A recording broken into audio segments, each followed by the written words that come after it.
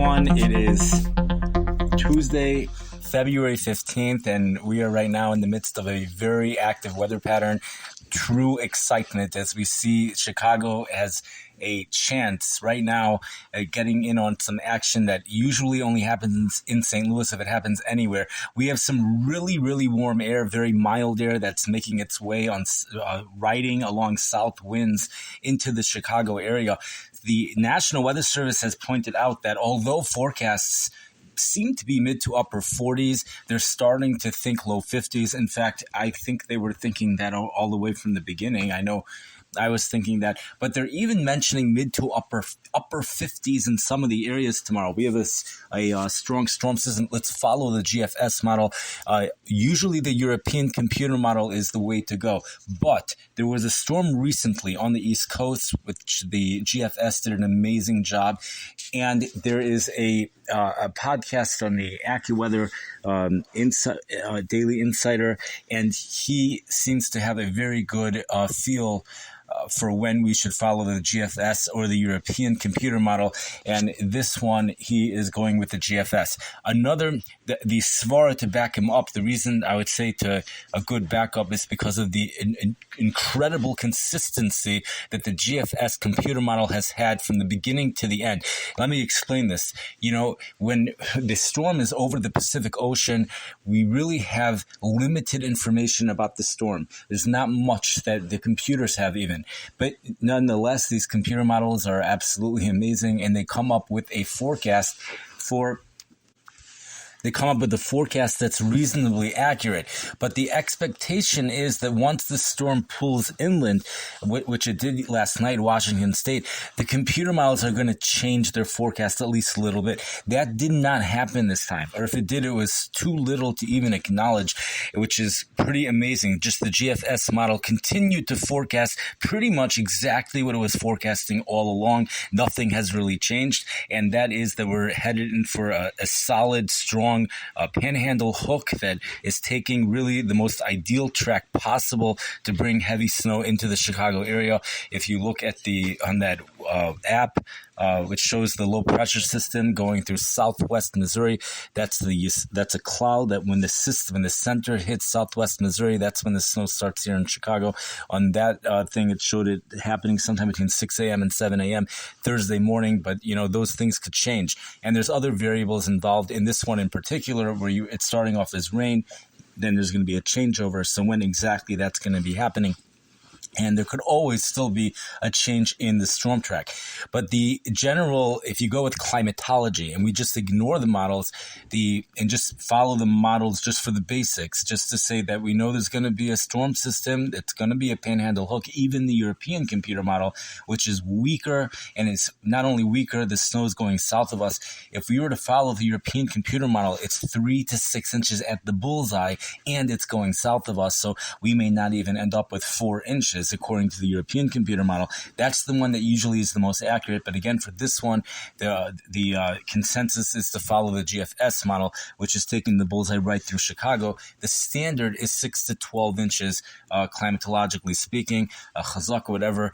So that also happens to be, when you look on the AccuWeather map, that is also what they're forecasting. So we have we have the two coincide, which is wonderful because then there's a lot of consistency here. There's not really much input from me.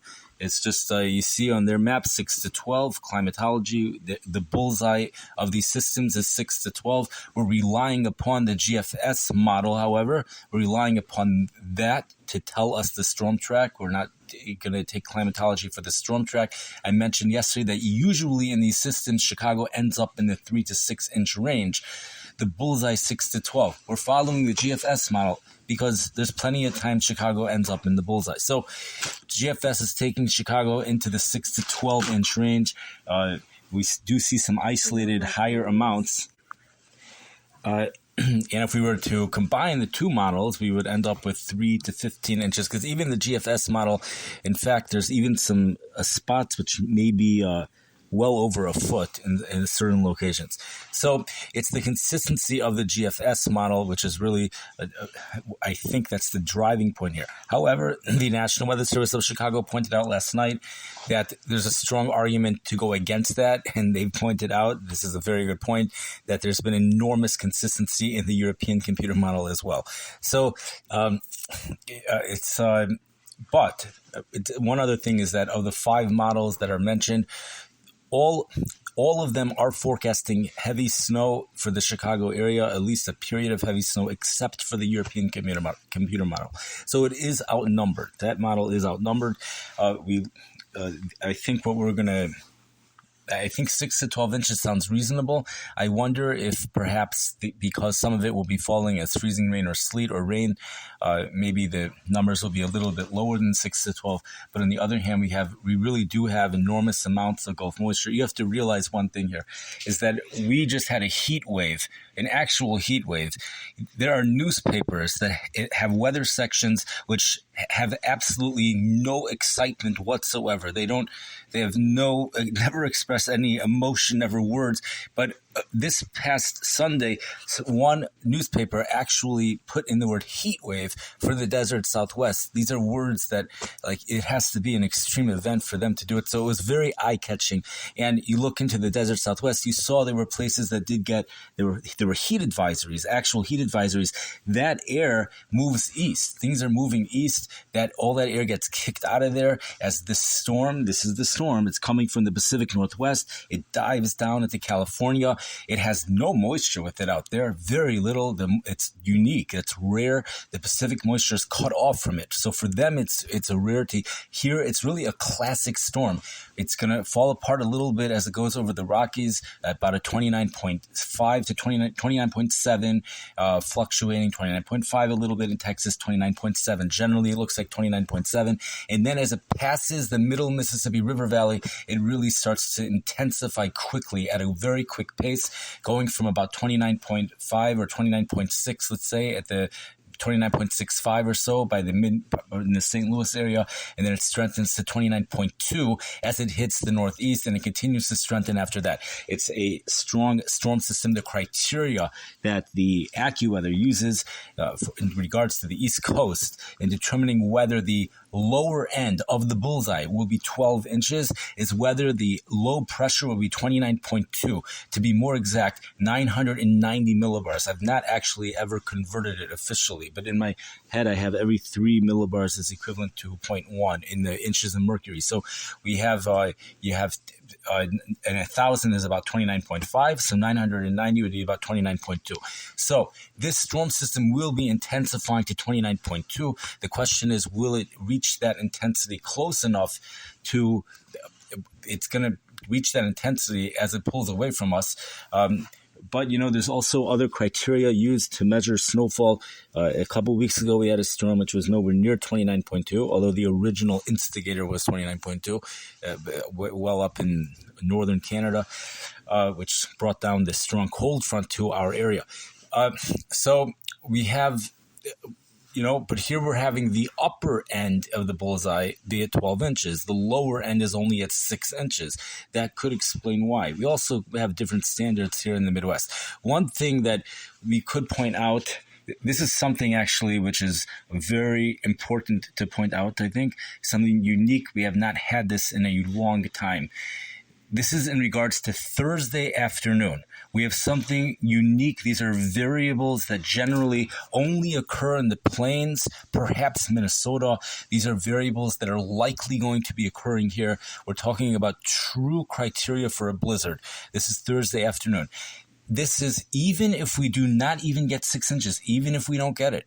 Still, the snow is forecast to fall down at a heavy rate with enormous amounts of wind. Winds tend to be stronger during the daytime. We also have a tight pressure gradient happening at the same time. The combination of those two is going to truly create blizzard. If this forecast materializes, this is a true blizzard. The only thing, it has to be 3 consecutive hours of wind gusts, perhaps over 40 or 45. I have to look into that.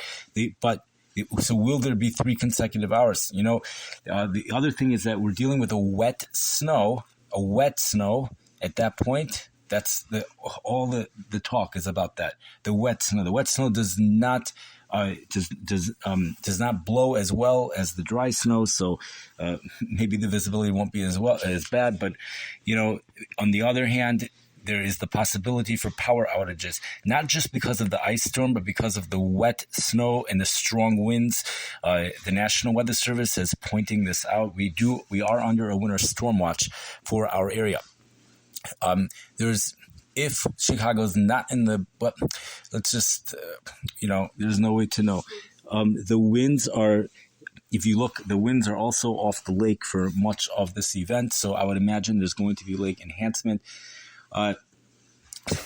Everyone, so thank you for listening. I wish you a wonderful night, and I don't think I have any Nigunim here to play. So